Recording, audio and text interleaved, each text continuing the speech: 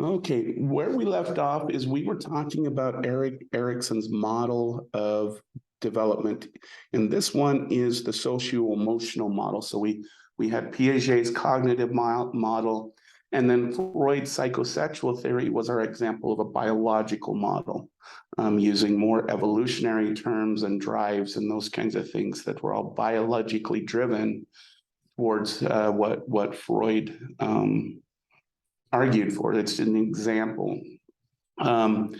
Erickson theory, it's special in two ways. One is it doesn't stop when we hit 18 years of age. It actually goes through the complete lifespan.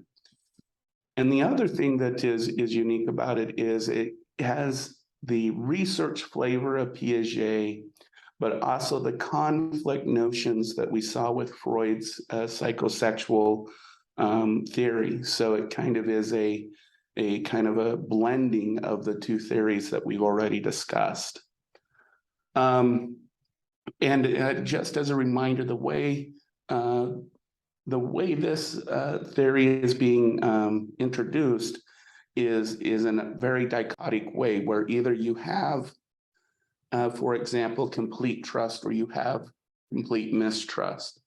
But what I would like everyone to think about while we're doing this is that think of it as a continuum, that we exist in a world where we have a combination somewhere in between complete trust and mistrust. And as I mentioned on Wednesday, I tried to be the best father in the world I could be, but I also know I'm human and I've made mistakes. So I can't say my son, with his interactions with me, has complete trust, because I'm human too, and I'm fallible as well. So I just kind of think of it that way, that we're all somewhere in between the two conflicts that we're talking about, okay? We did talk on Wednesday about the notion of trust and mistrust, and just as a quick review, what Erickson felt is because this time in our development, we're completely reliant on someone else to feed us, to keep us warm, to change us. All of those basic biological needs, he theorized that this was the best time in our life to really develop how to build a trusting relationship. And we talked about with trust, it's really about knowing that someone will be there for you when you need help. And as long as you have some reciprocal moment where both of you get something out of that helping process or that situation, that's the development of trust, that you can gain a trustful relationship as long as you're engaging with individuals in the right way. Mistrust is the notion that that you can't rely on a caregiver, you can't rely on anyone. And so this leads to two behavioral outcomes: either a child who becomes over attached to the caregiver. This is a child that can't leave mom's leg, for example, or it leads to a child who doesn't want anything to do with the world. They don't like being around anyone. They don't like, they prefer to be kind of that loner type of individual. Okay, and as I mentioned before, when we get into our discussion of infancy and we get to socio-emotional development in infancy, we'll talk about attachment theory, which gets more into this trust mistrust idea and healthy attachment versus unhealthy attachment. And we'll see in that there's biology attached to it, there's relationships attached to it, so it will really integrate the biological, the cognitive, and the socio-emotional processes. So I asked on Wednesday and to explore the difference between shame, doubt, and guilt. So, but let's start with this. What is the difference between shame and guilt? And you can put it in the chat, or you can unmute yourself. What do you propose?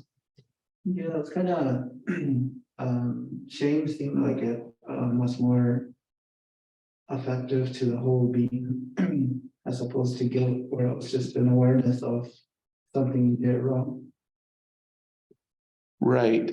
So shame, I'm going to go with the remark here. Shame really is this feeling, this emotion that there's something wrong with you, that you're not worthy of attention, for example. You're not worthy of having something. Guilt is this notion of behavior.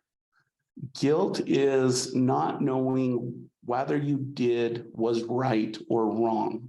It could have been completely right for these children, but they feel a sense of guilt. So they may have cleaned their room, but they might question, did I clean it good enough?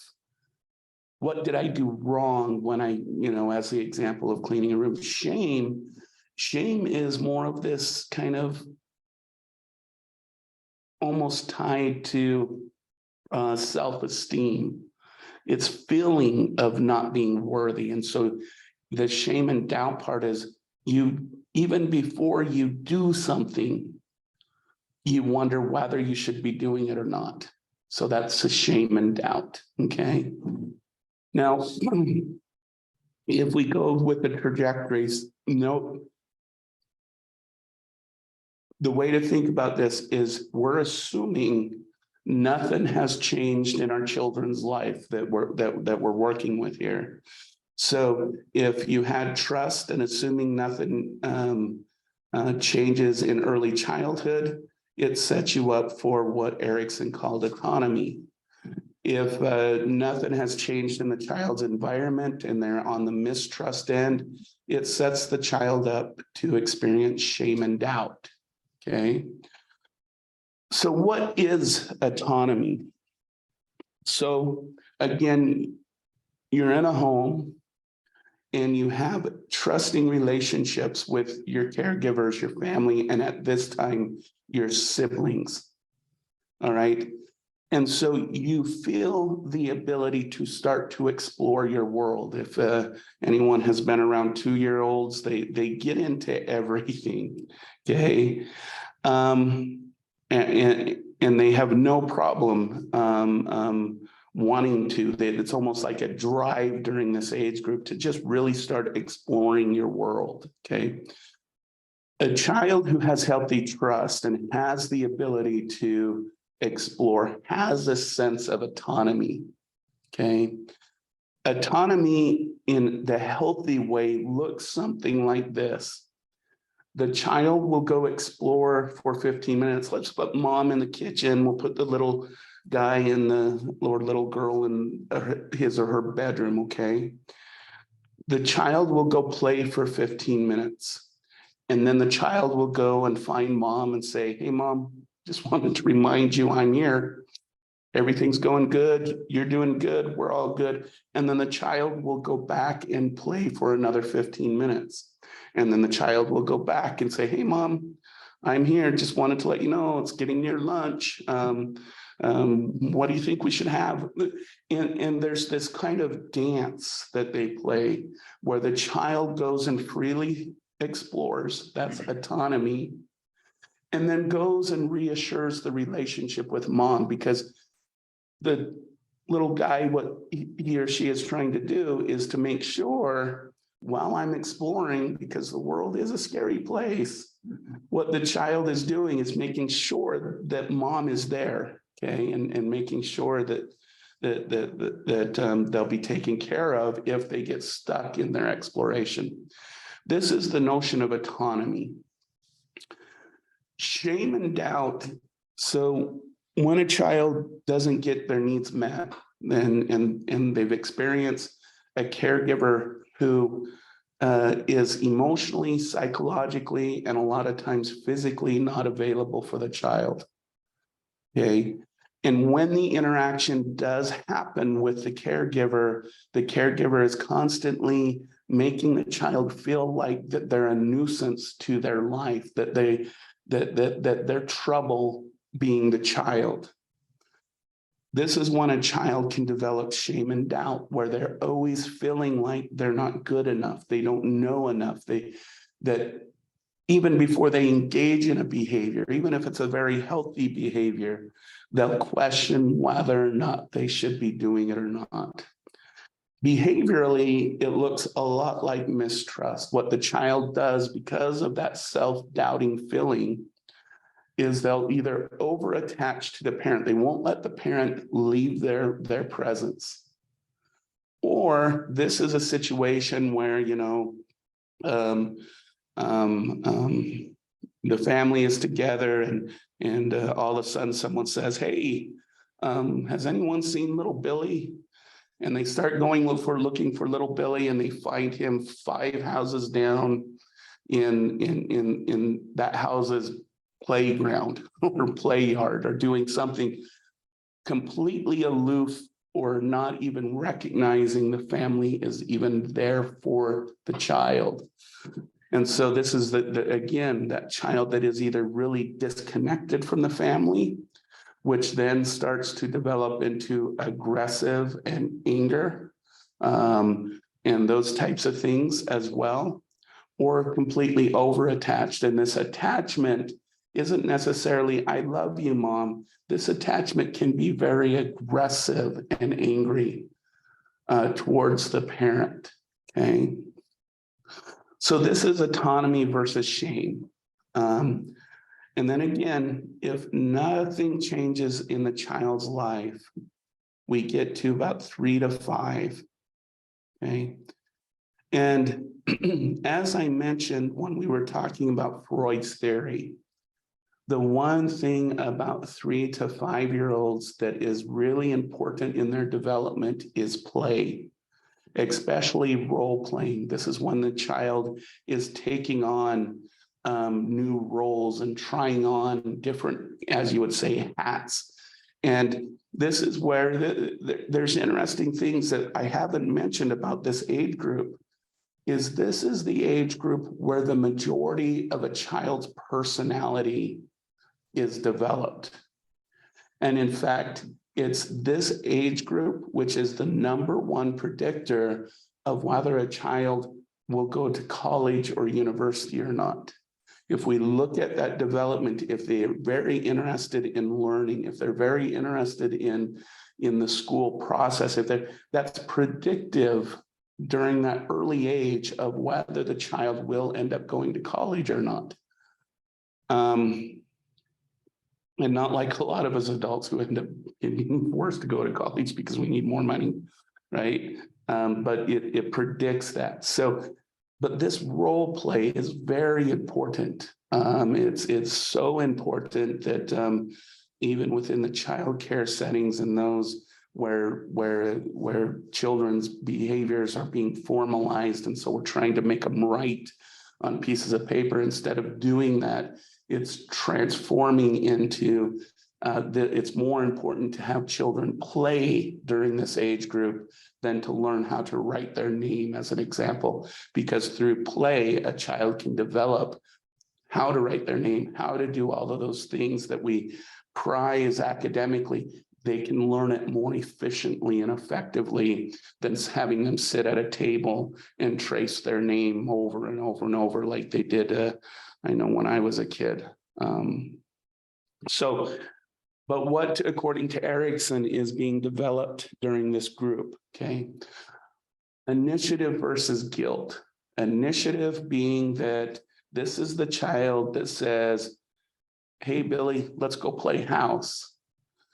Hey, mom, I want to play with Play-Doh today. This is the child who is kind of that helper in the classroom, for example, in a child care setting, that is always wanting to be involved and be a part of the process, not just a passive recipient of the process, okay? On the other side of it is guilt. This is, again, we already have a child who feels shame and doubt. But now every time they do an action, they're going to be looking over their shoulder, waiting to be punished, as an example. And a lot of times this turns into a self-fulfilling prophecy, where children feel such shame and guilt, they create situations in which they know they will be punished for it. They know they will get in trouble. Why? Because one basic drive we have as human beings is to make our life predictable. Okay. And if I'm not sure how people are going to respond to me, that makes my world unpredictable. So it's better for me to bite the student next to me because I know what's going to happen. I'm going to get the attention. I'm going to get some type of attention, which is another basic human need. And I know what kind of attention it's going to be. So I'm going to pull hair. I'm going to be aggressive towards my siblings. I'm going to not listen to what mom says. Okay. Because those behaviors, those responses from other people are more predictable. Okay. Does that make sense? Okay. All right. So now we get into school age. This is where our kiddos are kind of starting to leave home. They're spending a good part of their day away in a formalized setting. And they're learning kind of how to deal with the world outside of their family. Okay. And again, we're assuming nothing has changed in the child's life. So initiative is going to result in industry. Guilt is going to result in inferiority. Okay. Let's talk about the difference between industry versus inferiority. Industry is when I know my behaviors have meaning for someone else besides just me. Inferiority is this feeling that no matter what I do, no one cares. They don't care what's going on. So an example is of development of industry is little Billy strums on the guitar and mom and dad go, oh, you're going to be our rock star someday. And maybe the brothers and sisters are going, man, I love it when he starts playing his guitar. And then little Billy takes his guitar to school and strums on the guitar, and all of his friends say, hey, we're going to start a rock band together. This is going to be great. We're going to be famous, right? What is that child learning? He's learning that his behaviors have meaning for other people, that it's being industrious, as you would say, okay?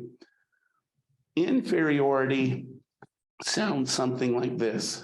Billy strums on the guitar.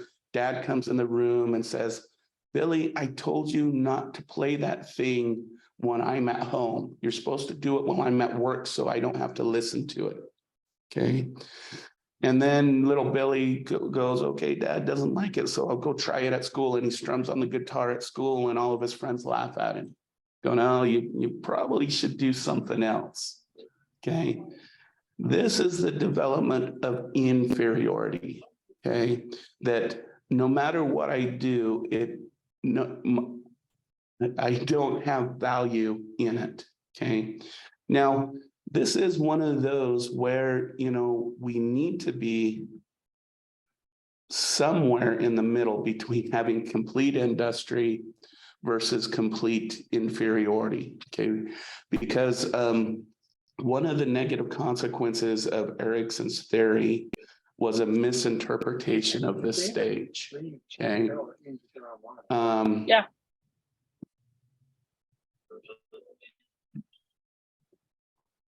Was a misinterpretation of this stage that we want to develop complete industry in children.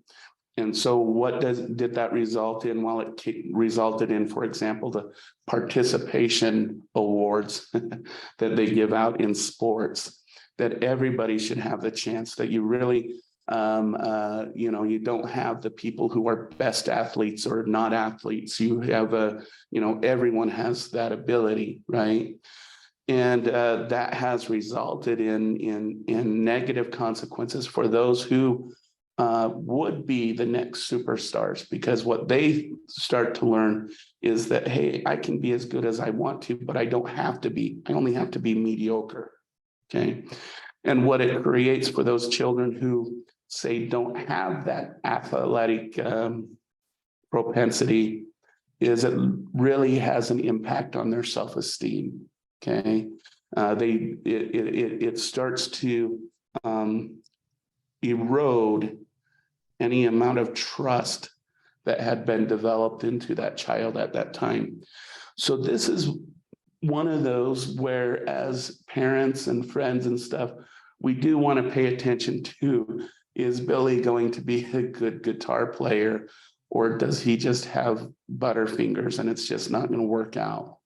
Okay, and being that honest with children is really important, we found, with this stage of industry versus inferiority. The other thing that we'll note when we get to this age group is it does tend to be inferiority that develops both being a bully and being a victim of a bully, okay? Because a child who has industry is not a good target for a bully to bully, okay? What a bully wants is someone who is easy. They don't go after the hard targets.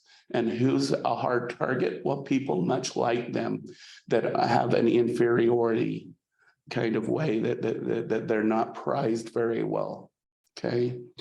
And how does this develop to being the bully? Well, according to one of the theories we'll discuss, bullying is caused by this notion of a child that has developed shame and guilt and mistrust and all of those things. So what are they controlling in this situation? When we talked about playground and the child who has guilt, what can they control in their life?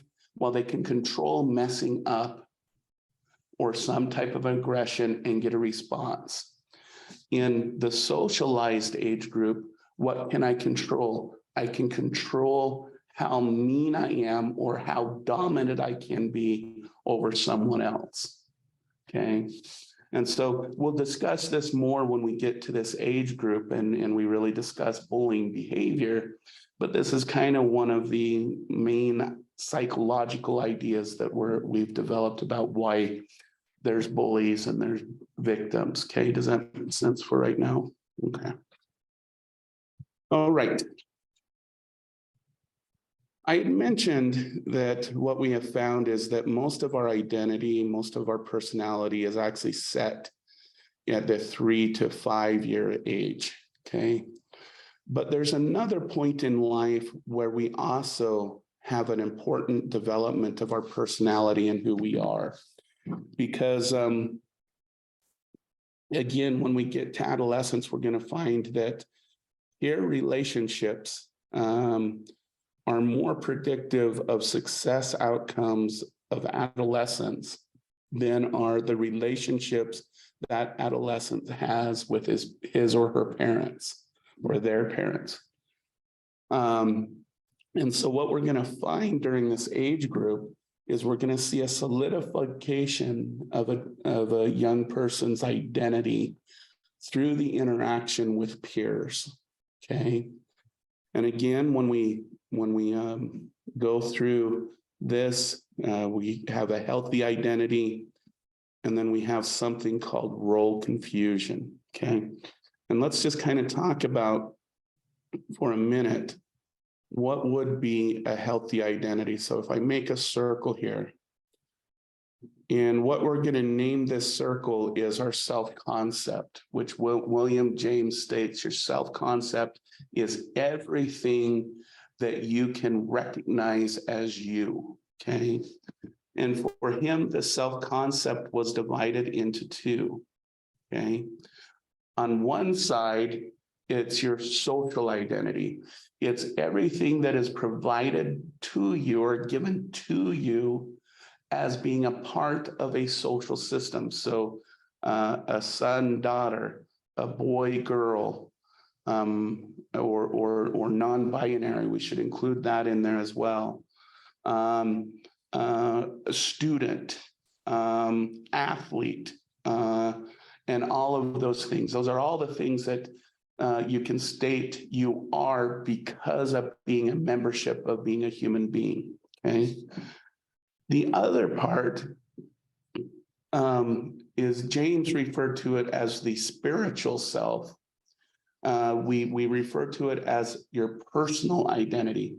This is everything about you that makes you unique. Okay, so you can have a social identity of student, and you can behave as a student, but you still have this uniqueness about you. This, you know, the way you are, it really has to do a lot like if you're introverted or extroverted, agreeable, non-agreeable, conscientious of others, not conscientious of others. All of those things that make you uniquely you is your personal identities, okay? And we have all of these.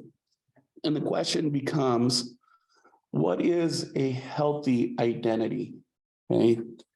Well, what we have found is, and I know this sounds strange at first, is a healthy identity is someone who has multiple identities. Okay, so we'll go in here and we'll just draw some circles. Okay, and we'll go in here and we'll label some of these. So identity as a daughter, okay. Identity as a student and a healthy identity.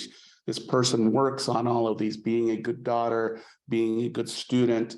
Let's throw some athletics in here. Maybe this person is a good soccer player. Okay, a good sister or sibling. We'll do an SI for sibling. Okay. And then let's say good girlfriend, okay? Okay, now why would we consider this a healthy identity, okay? Well, in this situation, let's say that our person, maybe her boyfriend breaks up with her. And so that crushes at that moment, that puts her girlfriend identity kind of at risk, but she's not totally destroyed by it because she can say, well, I'm still a good sister. I'm still a good soccer player. I'm still a good student and I'm still a good daughter. So I'm not completely crushed. I'm not this person that is now diminished, that I still have meaning in life. Okay. And this is where we can differentiate someone who's developing a good identity versus an individual who is developing role confusion, okay? And there's two types of role confusion.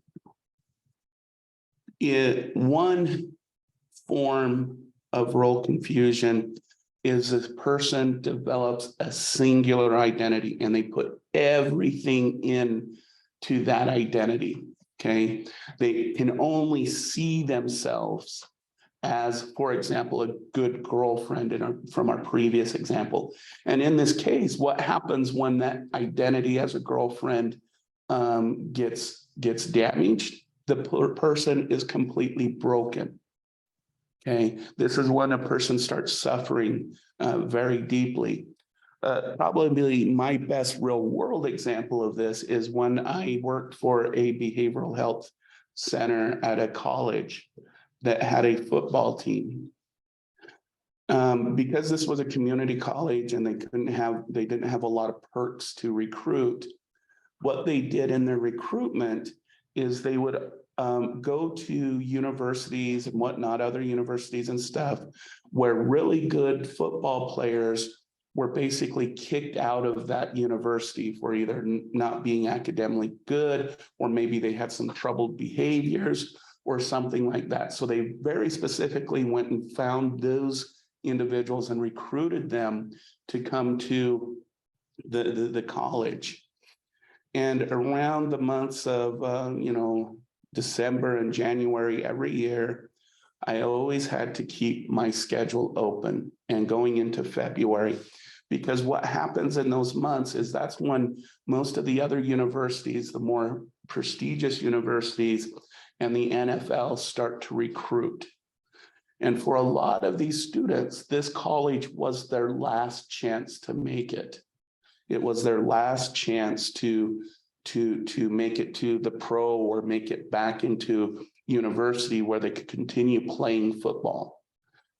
And during this time, after this recruitment period, all of a sudden I would start getting reports about sexual assaults, football players drinking too much and creating damage, dorm rooms being damaged, suicidal behavior on the part.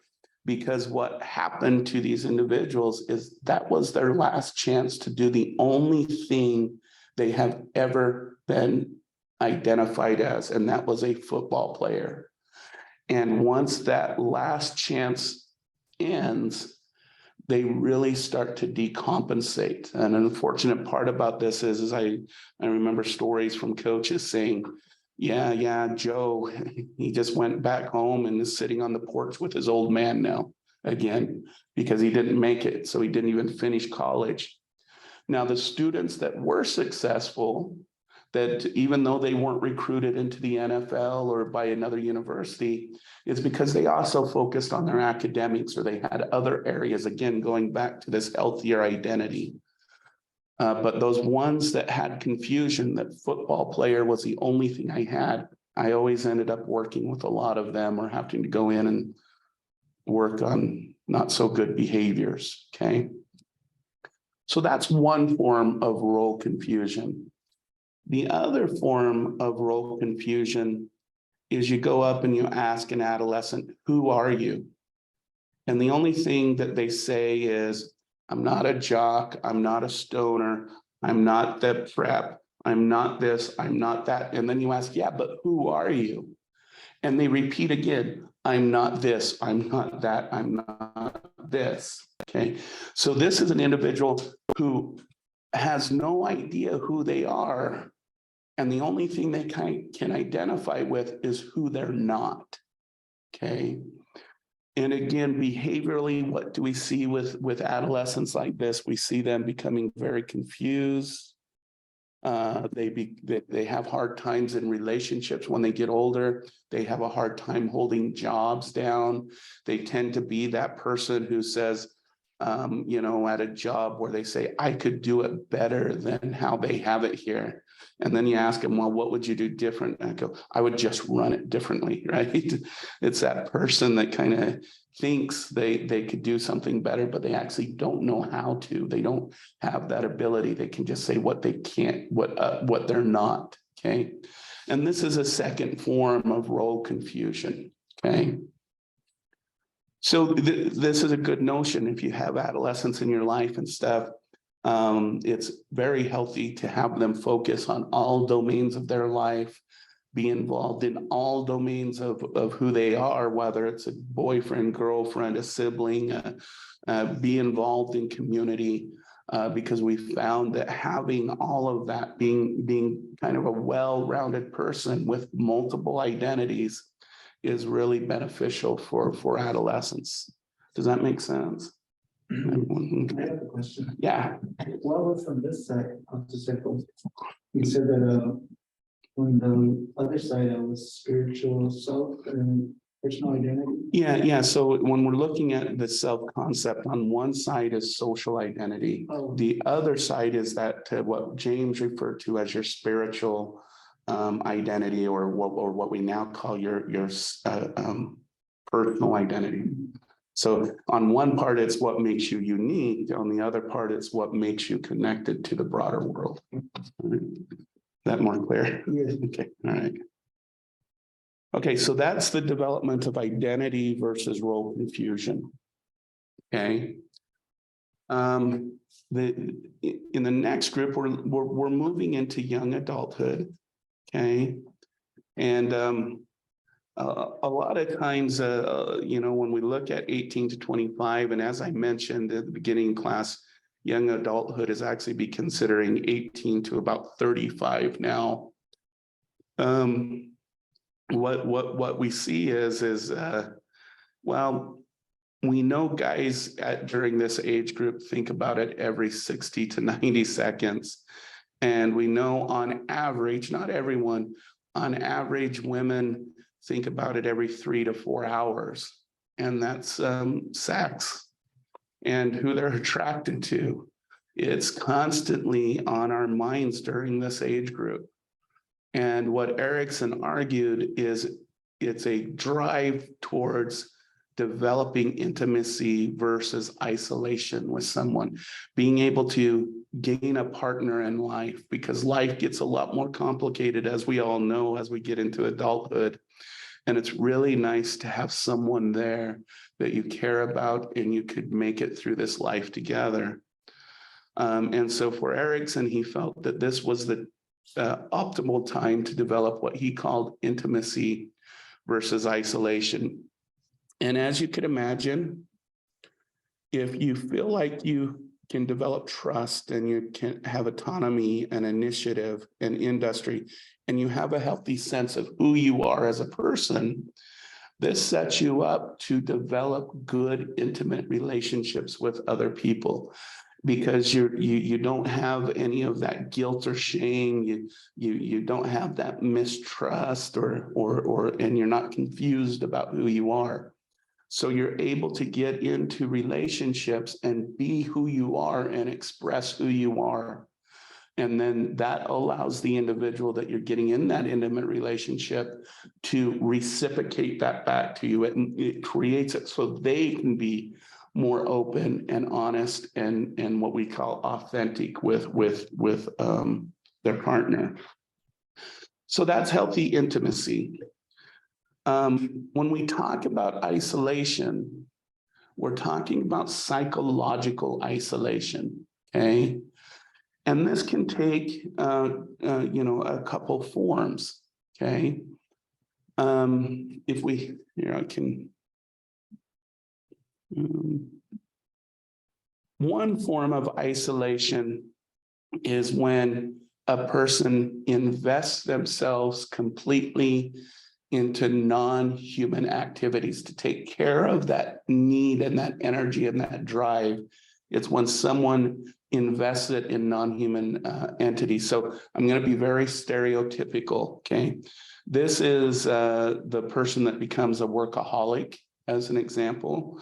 This is the person who invests in and has a really, really nice car, and they put all of their money into it. This is the stereotypical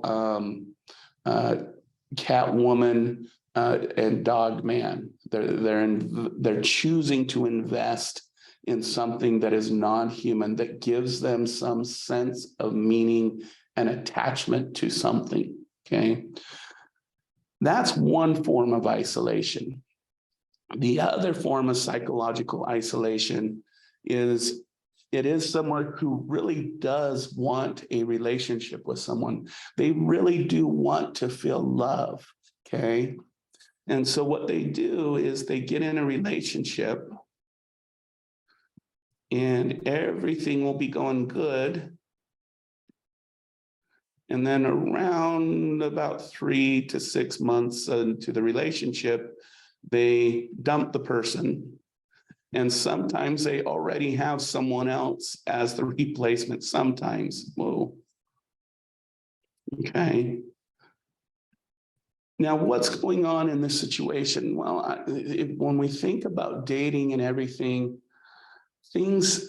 we usually always give our best self, right? And so, we eat properly. We make sure the dishes are done before we allow them to come over.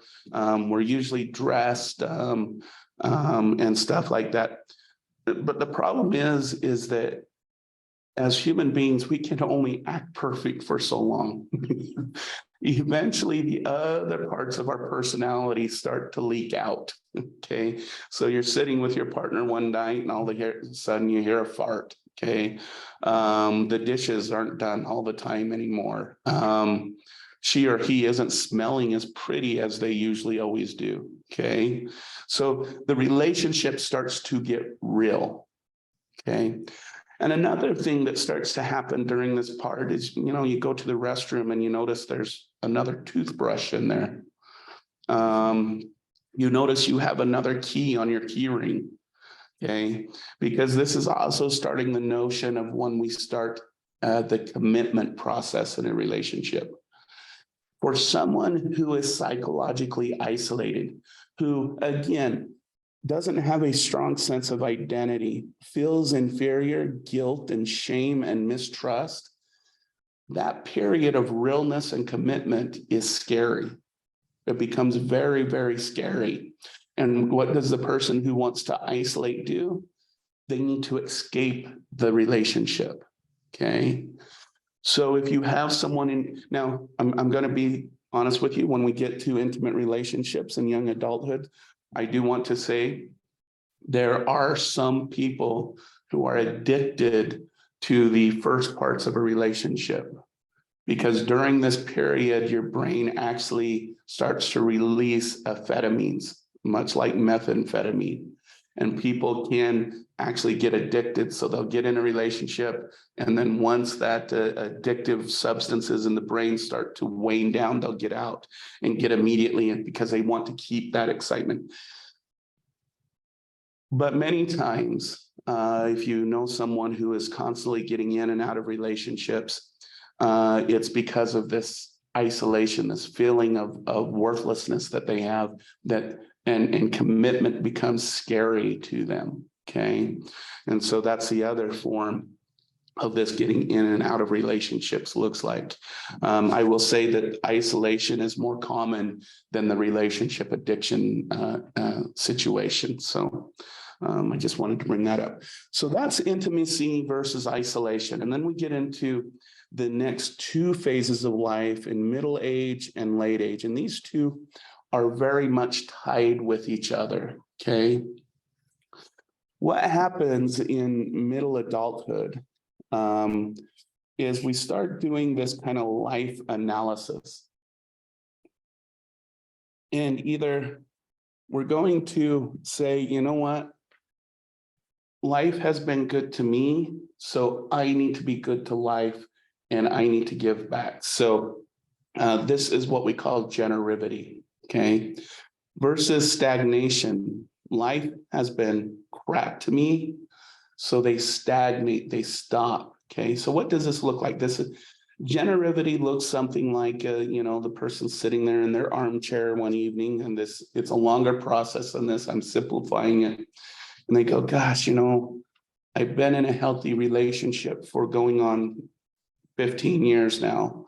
I'm doing really good in work. My job is great. And I wouldn't want to work anywhere else. And my kids, God, Billy is getting A's and B's. Jill is the star in her class and has so many friends. They're doing wonderful. And this person thinks, you know, life has been good to me, and so I need to give back. And what do we know about middle adulthood traditionally is this is the time period where we see people getting more involved in their church and donating times to their church, to nonprofits. This is usually when you see a lot of individuals who join nonprofit boards to help with a cause in their community and those kinds of things. And what Erickson felt is it's because of this generity that being proposed. Stagnation, it has a process of its own as well. Okay, stagnation is, and it sounds very much like a midlife crisis. Okay, stagnation starts with this, gosh, life has sucked to me. I'm on my third wife. Both my kids are in jail. I can't keep a job. I'm at risk of losing my house and the like. And you start to think back and go, what did I miss in life? Where did I go wrong? Okay. So there's two approaches to this one. This is when again, a stereotype again, this is when the guy starts dating 19-year-olds and gets a sports car. This is when the woman invests in breast augmentation and starts, you know, getting surgeries of some type to make her feel more youthful again. I'm stereotyping. Yeah, I hope everyone knows that. But it's this notion that I missed something in my early childhood and adolescence or young adulthood, and they go back and they try to seek it. Okay. And there's two outcomes for this person. They go back and they go, okay, no, I didn't miss anything. There must be something wrong with me. There must be something that I need to do. So maybe this is a person in middle age that decides to go enroll in the local college, or starts working a different job and starts building themselves back up. This is the person who doesn't let stagnation take them over, okay? The other individual, they're dissatisfied with what they try to do. And they just completely continue to decompensate. We know that when a person is going through the stagnation process, it literally can ruin lives, okay? When a person is going through the stagnation, it ends up breaking up families. It ends up costing economically to the family and the community. It ends up in likelihood of things like jail and prison time and all of those things. And the person really just stagnates and they never get over that they missed something, okay? So that's generivity and stagnation. Now, I do want to kind of criticize Erickson a little bit at this point though, because while he says it takes someone who has generivity to start being a part of the community and donating to nonprofits and stuff like that, there's a little bit of an issue with that, in that we know that people who donate the most money aren't people who are rich and wealthy and have benefited from life. The people who donate the most money to organizations are people who have had a hard life, who have struggled, okay? I tell this to nonprofits all the time because they're always, when they're in fundraising mode, they're always, we need to go hit the rich community. So we got to go, what is it, the north side of Tucson, and we got to canvass those. We got to go talk to the CEOs in a corporation and get them on board and start donating money. And I'm like, no, you're going to be wasting way too much time to do that, because you're more likely to get more money and more people involved in your organization if you go to, what is the bad area of Tucson, the east side of Tucson or the south side of Tucson, and go into those communities and start canvassing those communities. Organizations are more likely to get donations and help from that community than they are the wealthy and well-to-do communities. Okay, and so that's one of the criticisms of Erickson's model in this area, and we'll talk more about it when we get to middle adulthood and how life struggles can really either destroy a person or life struggles could build a person. Okay, and we'll get to that when we get to that age. Okay, when we hit late adulthood. Okay, and as I said, it kind of is a building from the middle adulthood, and we find that we lived a good life or we didn't. Okay, one of the things that we know about late adulthood is people start to think about their legacy. Okay, in that, if you want to think about it, immortality isn't the immortality of your physical body. What makes someone immortal is that they continue to be remembered after their physical body has left. Okay, so we remember the George Washingtons, the I don't know, other famous people, Martin Luther Kings, the Jesus Christ of the world, because they're in our mind because of things that they did, whether good or bad. Okay, Hitler will be immortalized as an example, and all of these individuals, because we remember them, we have writings about them, we keep them in our collective conscious. Okay, this type of person lives their later life with what Erickson referred to as ego integrity. Meaning that I lived a good life, and my grandchildren, great-grandchildren, my great-great-grandchildren are going to know about me because of the things I did in this world. Maybe I did something, a change in the workplace or something like that, and I made a difference in people's lives. I will be remembered even when my body's no longer here, okay? A person who goes through their later years with despair is the person who goes through their life and their children don't visit them. Maybe they're single now or something. There's nothing they can think about their job that really made a difference. They just was that worker that worked through their life. And they realize that shortly after they pass, they're not going to be remembered. They're not going to be thought of, and no one's really actually going to care. Okay. This is a person who will live their life out according to Erickson with despair, meaning that it's kind of the person who goes to the nursing home, sits on the chair, and just waits for the end to come. Okay. And so this is ego integrity versus despair. When we get to late adulthood, we will show, we will investigate how important it is to maintain a healthy social life in later adulthood, and how that really promotes health and well-being through the late years. Because what we have found is that in later adulthood, when people maintain good, healthy social relationships, that predicts pretty much their mortality, how long they're going to live. If we look at every centurion, or I'm not even sure if that's people who live past 100, the most common thing that you will find with them is they maintain good friendships. They maintain connection with their family.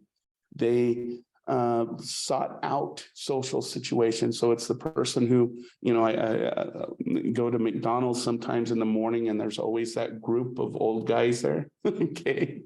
Those guys will probably live for quite a while. All right. It's a healthy thing that they're doing.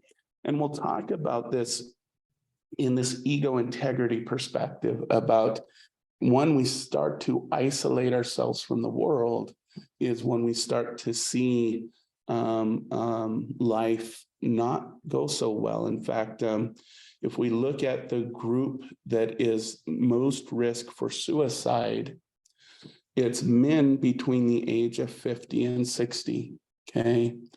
And what we have found is this is the #1 group for suicide and suicide attempts. And what we have found is because this is the time of age where in our culture, we start to disconnect from our work world, okay? And for a lot of men, and we're seeing this for women now too, that work identity is the main identity for a lot of adult men and now women. And it's around this age group when you're getting near retirement where you start to disengage from that work identity and that work world and those friends you have at work, okay? And you start to kind of, in a sense, isolate yourself. And what we have found is that's the #1 predictor of suicide and suicide attempts during this age group, okay? So we'll talk about that because it's important to know the influence that our social world has, especially as we get into those later ages. I will say there's other positive things. For example, cognitive decline can be mediated by how social you are in your older years. It seems like while what research has shown is that even in our cognitive realms, the things that we see like our memory and decision and reaction times exponentially slow when we don't maintain good social connections and friendships, okay? But we'll talk about that again more when we get to that age group, okay? So that's Erickson's model. Does anybody have any questions about his model?